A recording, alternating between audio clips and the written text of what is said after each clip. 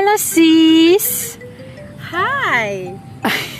So today we have English challenge. What? Question and answer.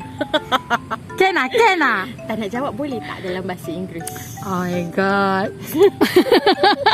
Okay, carry on. Okay, first question. Does Ayam Kampung Afza taste better? Yes, it tastes better and it's more sweet. It's more tasty.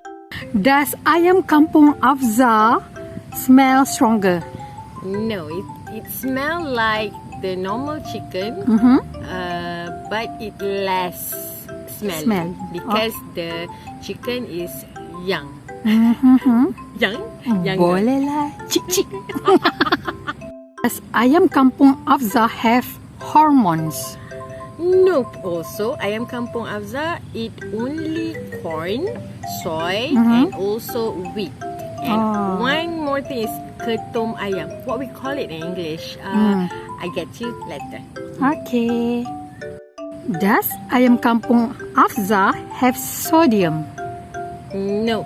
They living naturally with. Okay sis, next question.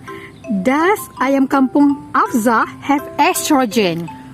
No, Ayam Kampung Afza did not take any extra hormones. Does Ayam Kampung Afza have arsenic? Nope. Because it's living naturally. Okay sis, last question. Does Ayam Kampung Afza take longer to cook? Nope.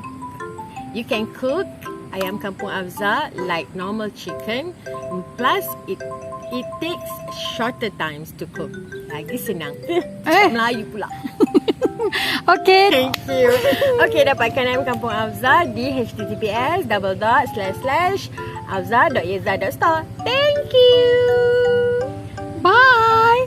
See you next time. Don't forget to like, share and subscribe.